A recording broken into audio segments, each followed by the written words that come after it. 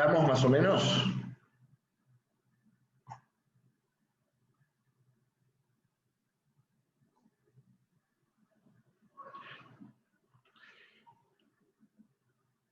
Como les venía diciendo,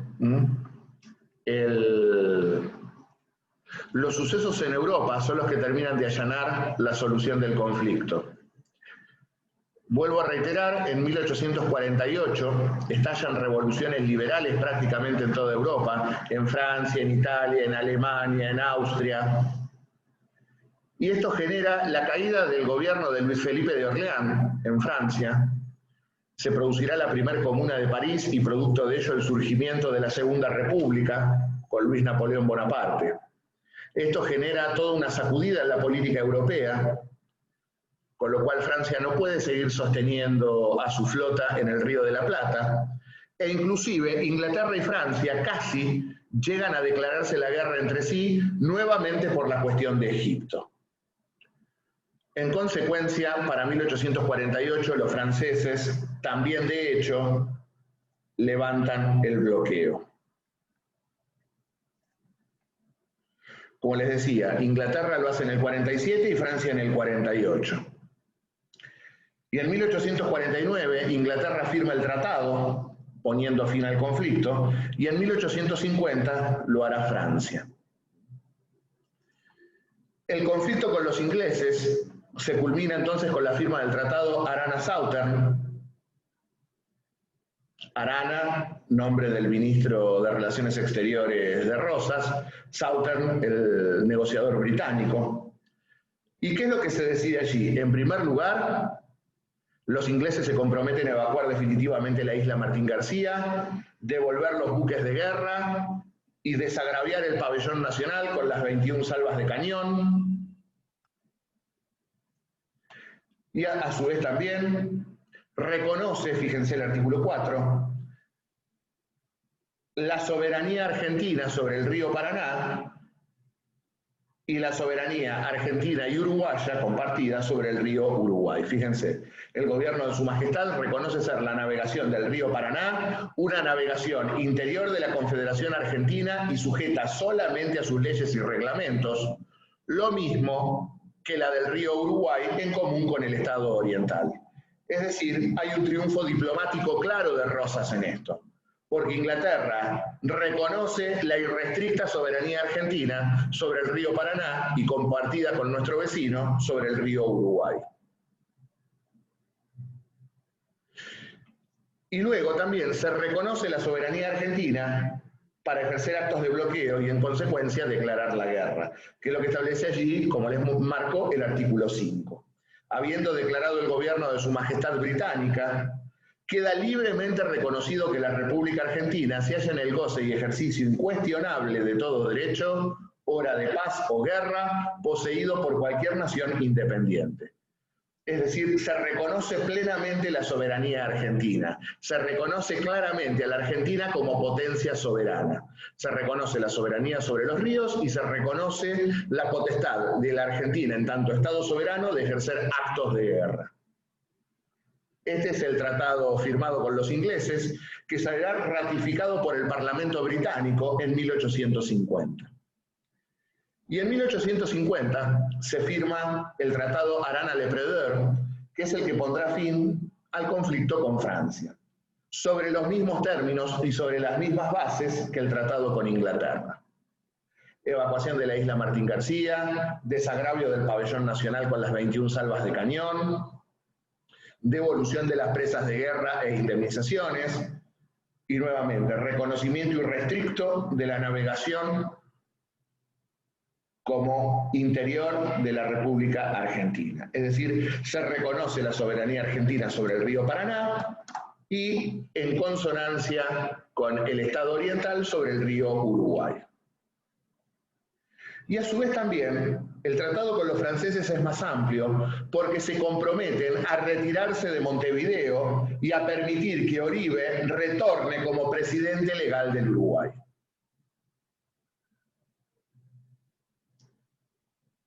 Por lo tanto, para 1850, el triunfo de Rosas en estos dos conflictos es total.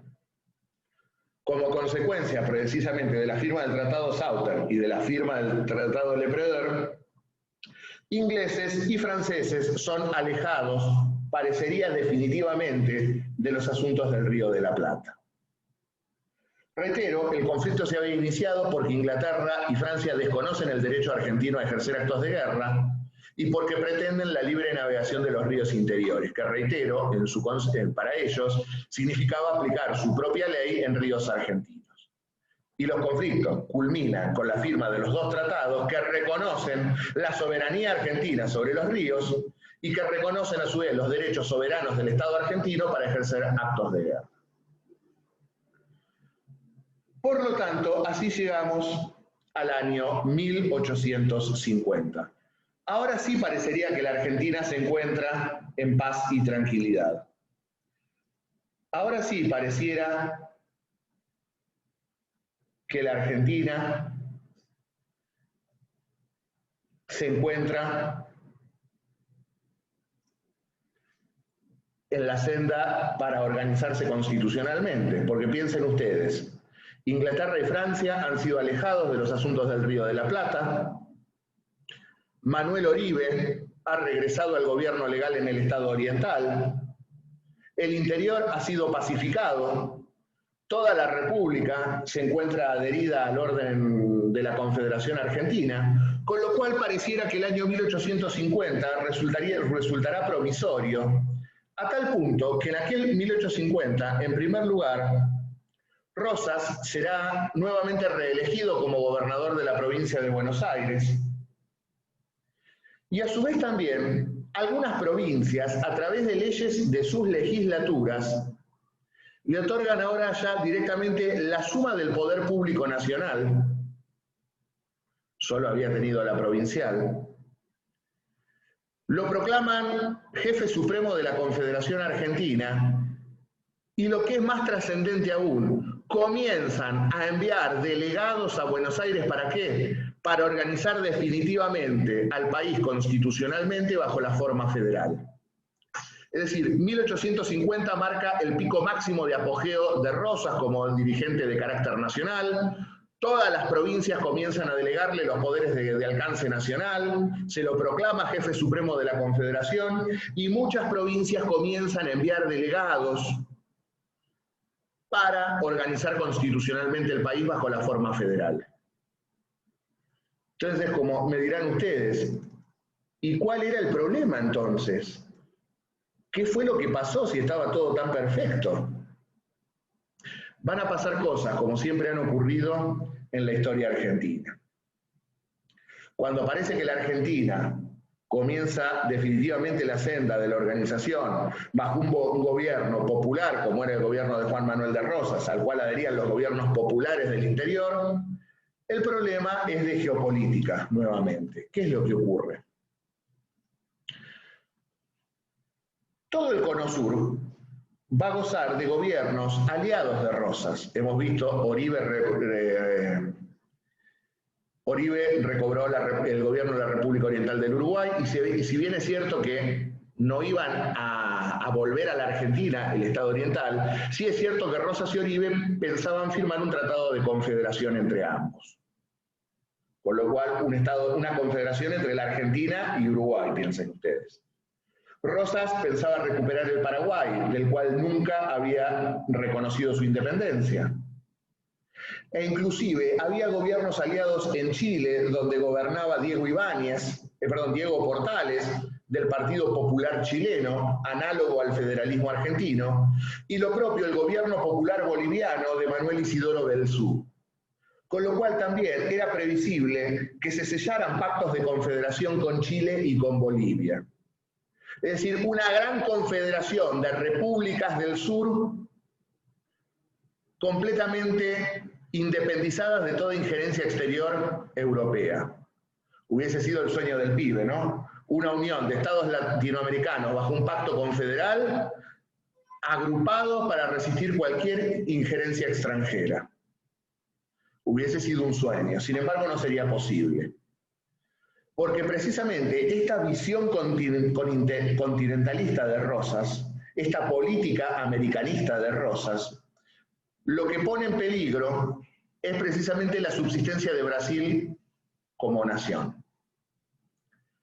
Brasil, aquel país que ustedes han visto surgir en 1822, se apoyaba sobre lo que ellos denominaban sus dos instituciones peculiares, la monarquía y la esclavitud.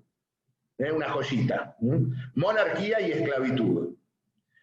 ¿Y qué es lo que estaba ocurriendo? El imperio para 1850 se está resquebrajando en 1000 pedazos. Muchos estados del norte, principalmente Bahía y Pernambuco, pretenden independizarse de Brasil, y también los estados del sur, principalmente Río Grande y Santa Catalina. Y no solamente esto, sino que estos estados del sur no solamente querían independizarse de Brasil, sino también aliarse a esta confederación que pensaba montar Rosas en el cono sur. En consecuencia, los brasileños lo que ven es que Rosas implica un peligro para su subsistencia como potencia continental. Brasil claramente ve que solamente puede subsistir en tanto y en cuanto Rosas sea alejado del gobierno de la Confederación Argentina. El problema, reitero, para los brasileños es que Rosas siempre había estado ocupado peleándose con Inglaterra, con Francia. Pues bien, ahora serán los brasileños quienes tengan que ocupar el vacío que han dejado las potencias europeas, y serán los brasileños quienes tendrán que enfrentar a Juan Manuel de Rosas. Estas son las causas que originarán al año siguiente, en 1851, la Segunda Guerra Argentino-Brasileña. Estas son las causales que podemos enumerar. ¿Por qué la guerra entre la Argentina y Brasil nuevamente? Los brasileños ven con mucha preocupación la posibilidad de que el imperio se desmembre y en consecuencia deberán pelear a brazo torcido para echar a Rosas del poder en la Confederación Argentina. Y obviamente, como no pueden o no están en condiciones aún de enfrentar directamente a Rosas, siempre el problema será el histórico. ¿Cuál fue el histórico problema entre España y Portugal durante la época colonial y luego la Argentina y Brasil? El Estado oriental. La clase alta montevideana siempre había sido apoyada por el oro francés. Pues bien, alejados los franceses de los asuntos del plata por Rosas, quienes ocuparán el espacio que dejaron los franceses serán los brasileños. La clase alta montevideana, que se nucleará en torno al Partido Colorado, estará a sueldo de los brasileños. Y los brasileños tratarán de molestar a Rosas hasta que estén en condiciones de luchar abiertamente contra el líder de la Confederación. Para que se den una idea, este mapa es para ilustrarles de qué hablamos cuando hablábamos de la Confederación Argentina y de los estados vecinos. Fíjense lo que son las 13 provincias argentinas, el estado oriental, lo cortito que era Chile, Bolivia con su salida al mar y la franja que constituía el Paraguay. Piensen ustedes que estos territorios podrían haber sido una gran confederación de estados americanos. Como ya les digo, esto no va a ser posible. Es decir, lo que está peligrando con esta visión continentalista de Rosas, con esta posibilidad de una confederación de repúblicas populares y federales, es precisamente la caída del imperio esclavista. Estos son los dos modelos en pugna. Por un lado, la monarquía esclavista brasileña, que a su vez es subsidiaria del comercio exterior británico, y por otro lado, la política continentalista de Rosas. Es decir, con lo cual, el equilibrio en la cuenca política del Río de la Plata se está rompiendo. Y pareciera que todos los caminos conducen a un triunfo de Rosas en esta guerra. Porque si uno analiza el estado militar en el que se encontraba la Confederación Argentina en 1850, era terriblemente superior al de los brasileños, con un ejército formado en las guerras de la independencia y en la guerra con el Brasil y en los conflictos que acabamos de ver con Inglaterra y con Francia, con una oficialidad enormemente profesional, con una de las mejores caballerías del mundo, como era la caballería entrerriana, el ejército de observación al mando del gobernador de Entre Ríos, Justo José de Urquiza. Mientras que Brasil no tiene absolutamente nada. El imperio se resquebraja en 1000 pedazos, los estados se quieren separar, y a su vez también no tienen un ejército convencido de por qué pelear. Tienen que recurrir a la compra de mercenarios en Europa para poder defenderse. En consecuencia, pareciera que, la verdad, Rosas la tiene servida en bandeja. Los brasileños, reitero, todavía no están en condiciones de pelear abiertamente. Sin embargo, van a surgir algunos conflictos con los brasileños como consecuencia de la política que aplicarán en la República Oriental del Uruguay. Es lo que sí les pongo, que figura en los libros como las Californias. ¿Qué era esto de las Californias? Eran bandas parapoliciales o ejércitos particulares, si se quiere, que montaban algunos asentados brasileños en las estancias del sur brasilero, cruzaban la frontera, robaban ganado y peonada uruguaya y luego la vendían como esclava del otro lado de la frontera. Rosas reclama abiertamente por este atropello a la soberanía oriental. Recuerden ustedes que por el Tratado de 1828, que puso fin a la guerra entre Argentina y Brasil, tanto la Argentina como Brasil eran garantes de la integridad territorial y de la independencia del Estado oriental. Por lo tanto, Rosas les reclamaba con el tratado en la mano: nosotros somos garantes de la integridad territorial, ustedes no pueden hacer lo que están haciendo. Esto genera que Rosas instruya a su diplomático, a su representante diplomático, al embajador en Río de Janeiro, al general Tomás Guido, para que reclame. Y en este contexto, en agosto de 1851, se rompen las relaciones diplomáticas entre la Argentina y Brasil. Es decir, vamos derechito a las relaciones diplomáticas. A la guerra. Les cambié las fechas, perdón. En septiembre de 1850 se rompen las relaciones diplomáticas y en agosto del 51 le declaramos la guerra a Brasil.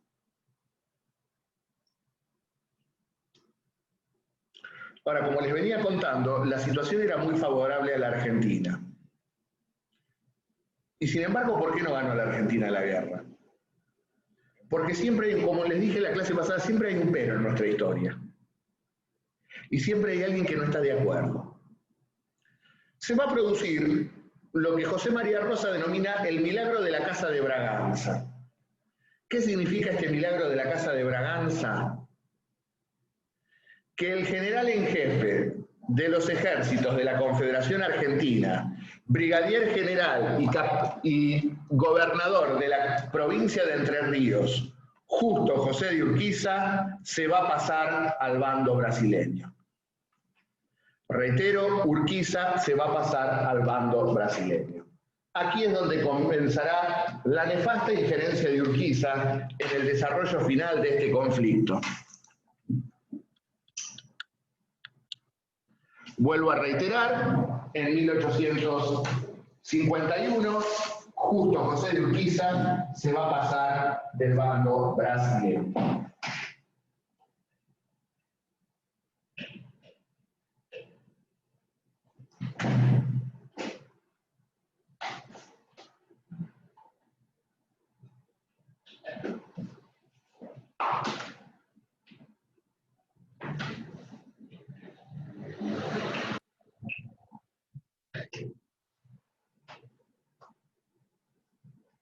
me estaba quedando sin batería.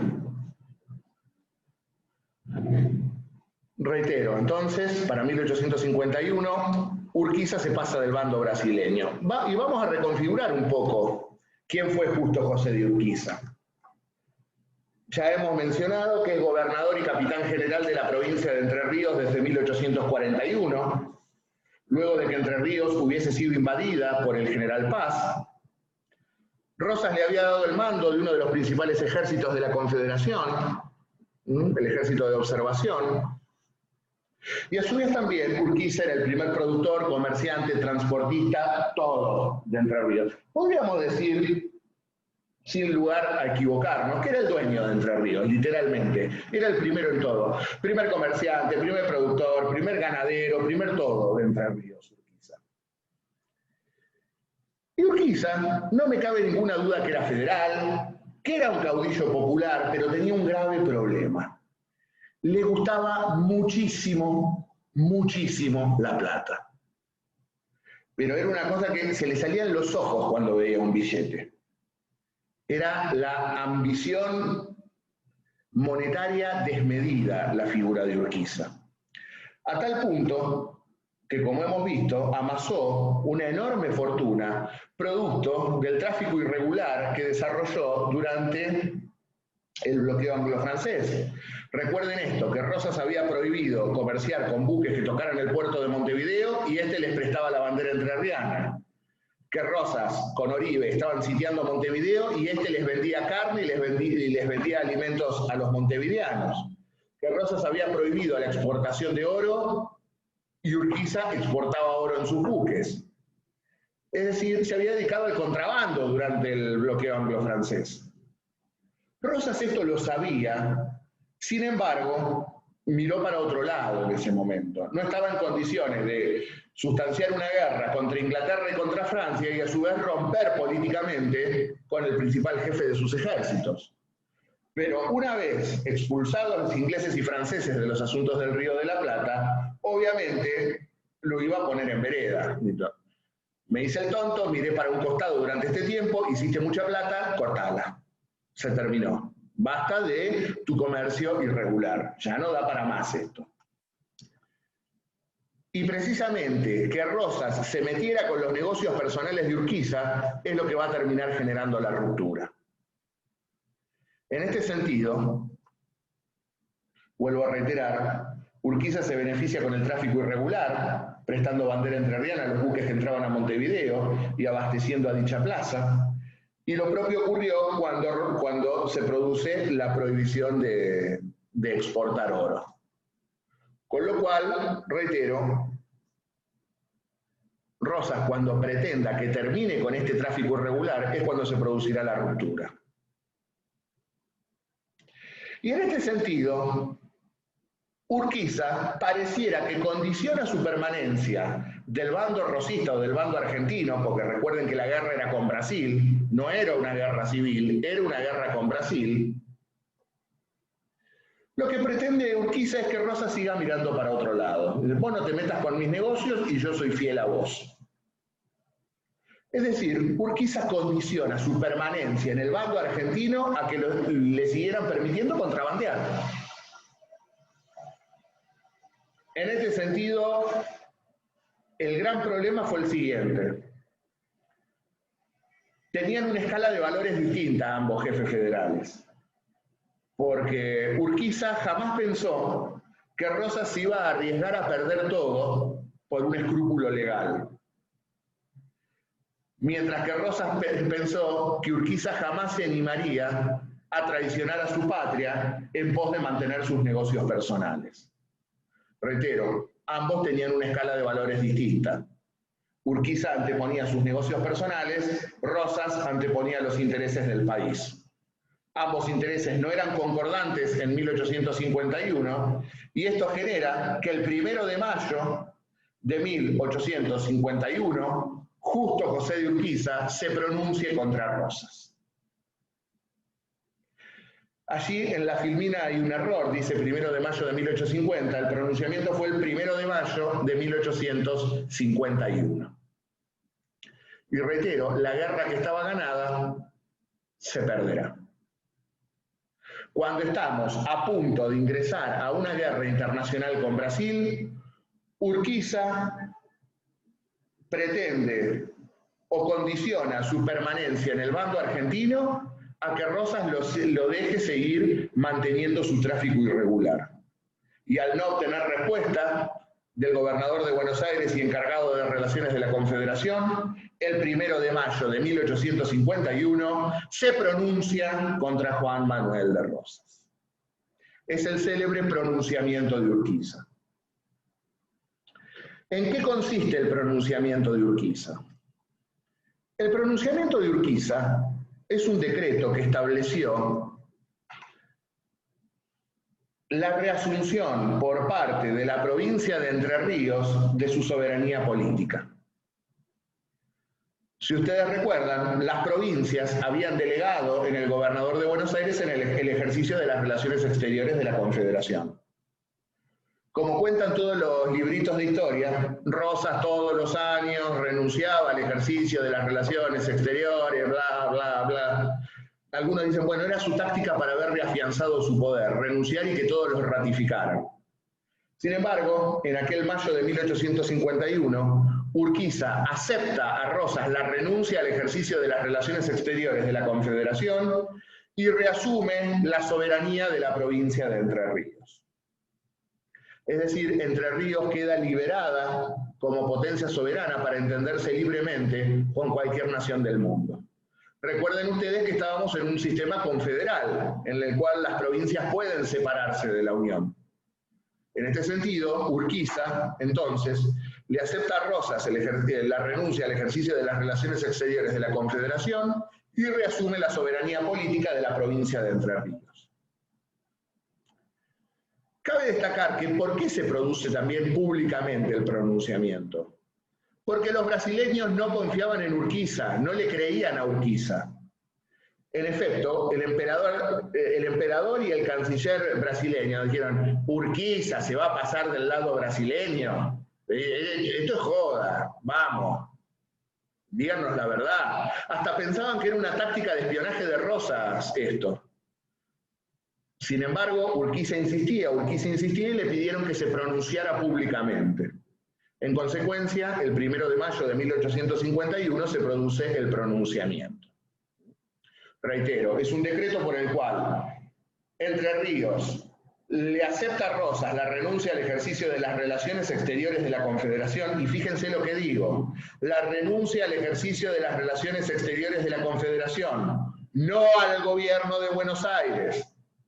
Lo que estaba aceptando era la renuncia al ejercicio de las relaciones exteriores por parte de Rosas y la reasunción de la soberanía política por parte de la provincia de Entre Ríos. Supuestamente hubo un decreto público, hubo un pronunciamiento público en la plaza de Concepción del Uruguay, donde aparentemente Urquiza dijo 1851, año de la libertad y de la Constitución. Miren, Urquiza no se pronunció ni por la libertad, ni por la Constitución, ni por la democracia. Le tocaron el bolsillo y cada vez que le tocaron el bolsillo, como dijo un gran presidente argentino, la víscera más sensible del hombre, saltó. Le importaba muy poco la Constitución, le importaba muy poco la democracia y veremos que a pesar de que era federal, le importaría muy poco la suerte de sus compañeros federales. Lo cierto entonces es que el 1 de mayo de 1851 Urquiza ya se ha pronunciado y en virtud de esta reasunción por parte de la soberanía de la provincia de Entre Ríos, en mayo de 1851 va a firmar un tratado con el Brasil por el cual se cristaliza la alianza entre la provincia de Entre Ríos y Brasil. Fue firmado el 29 de mayo de 1851 por el enviado de Urquiza, Cuyas y Sampere, y el enviado brasileño Manuel de Silva Pontes. Y fíjense el artículo primero. El objeto del tratado es mantener la independencia y pacificar el territorio oriental, haciendo salir al general Oribe y a las fuerzas argentinas. Descarado lo de los brasileños cuando habían alargado la campaña de las Californias. Se pone en manos de un militar oriental, el general Garzón, la guerra en dicha provincia. En este sentido, Urquiza se comprometía a invadir el estado oriental desde Entre Ríos, mientras que los brasileños invadirían el estado oriental desde el norte.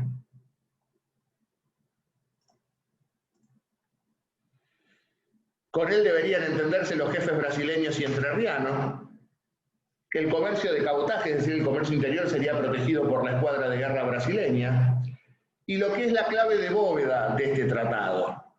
Si por causa de esta alianza, es decir, de esta alianza entre Entre Ríos y Brasil, el gobierno de Buenos Aires declarase la guerra a los aliados, individual o colectivamente, la alianza actual se tornaría en alianza común contra dicho gobierno. Es decir, que si la Argentina, o mejor dicho, el gobierno de Rosas le declaraba la guerra a Entre Ríos o a Brasil, esta alianza entre entrerrianos y brasileños se tornaría en alianza común contra el gobierno de Rosas. Y es lo que terminaría ocurriendo, obviamente. Una alianza en contra de Rosas. Porque producto de este acuerdo, Rosas, en agosto de 1851, declarará la guerra. Pero a su vez también, fíjense lo que hará Urquiza. Declara la libre navegación de los ríos y legaliza la posesión de los brasileños, de hecho, sobre las misiones orientales. Las misiones orientales, para que se den una idea, es el territorio comprendido entre el río Iguazú, el río Paraná y el río Uruguay, que se encuentra allí en el mapa, fíjense, que era territorio argentino. Pues bien, había sido ocupado de hecho por los brasileños y Urquiza legalizará la tenencia de esos territorios.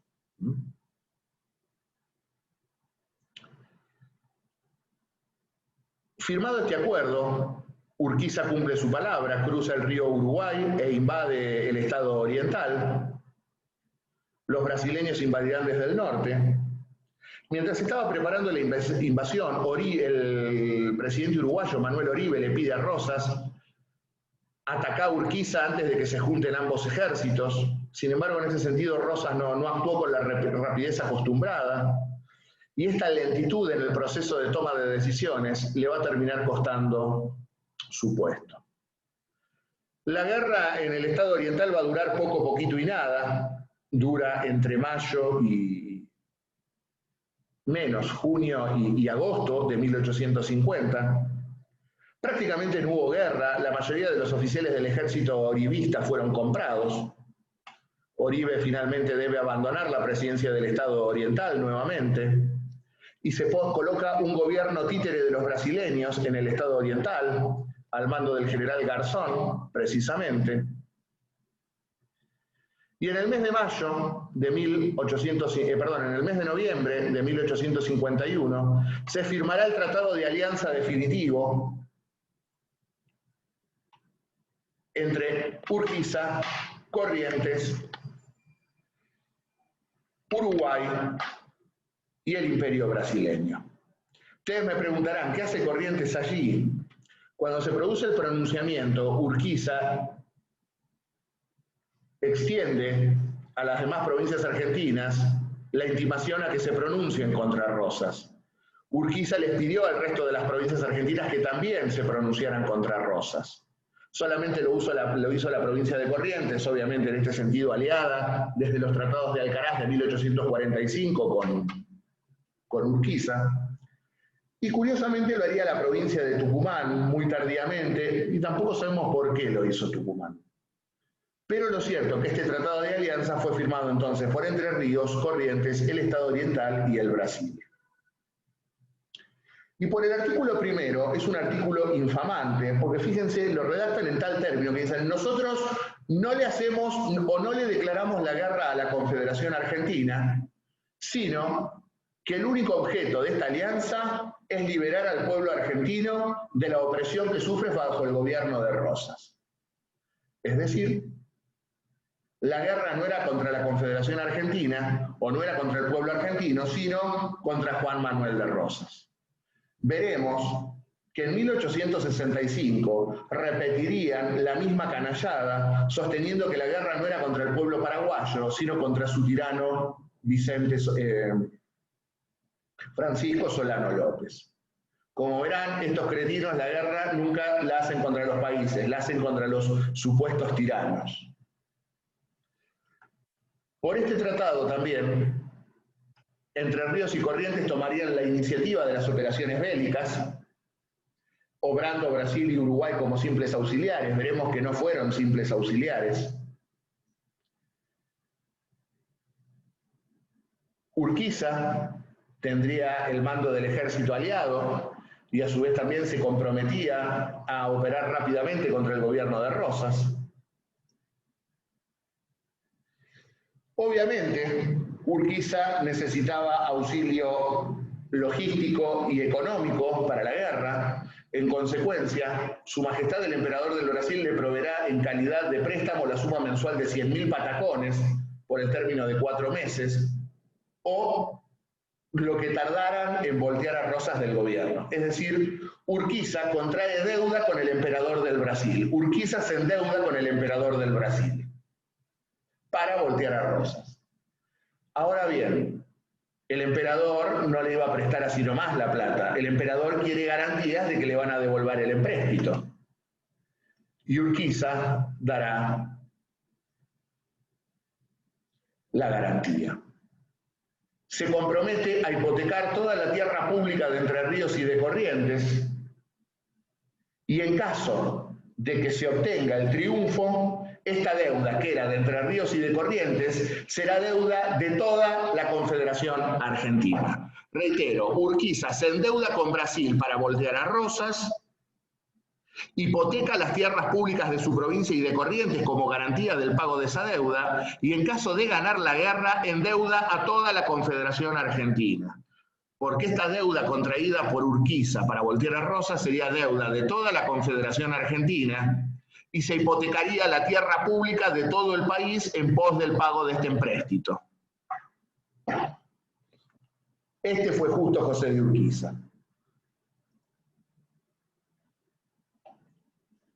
A su vez también, los gobiernos firmantes se comprometían para lograr la libre navegación de los ríos interiores de la Confederación Argentina, por lo cual habíamos ido a la guerra con Inglaterra y con Francia y habíamos ganado esa guerra. Ahora este cretino se comprometía a lograr la libre navegación de los ríos. Y por último, se faculta al gobierno del Paraguay a sumarse a la alianza. Muy hábilmente, Brasil había reconocido en la víspera de esta guerra la independencia paraguaya. Recuerden ustedes que Rosas nunca había reconocido la independencia del Paraguay. Lo cierto es que este es el tratado de alianza entre Urquiza, Corrientes, Uruguay y Brasil. Con lo cual, firmado este acuerdo, rápidamente Urquiza se embarcará en la flota brasileña, pasa por su provincia, luego cruzará el río Paraná invadiendo Santa Fe, derrotará fácilmente al gobernador santafesino, al entrerriano Pascual Echagüe, ¿sí? un entrerriano era gobernador de Santa Fe, Pascual Echagüe, y comenzará la rápida marcha rumbo a Buenos Aires, llegando al Palomar de Caseros en la mañana del 3 de febrero de 1852. Fecha que va a marcar uno de esos puntos de quiebre, esos puntos de inflexión en la historia argentina. Y la verdad es que las cartas ya estaban echadas sobre la mesa. Y en este sentido, más allá de la traición de Urquiza, lo cierto es que hay un periodo histórico que se está cerrando. Hay un tiempo histórico que se está cerrando. Más allá del patriotismo de Rosas, ya estaba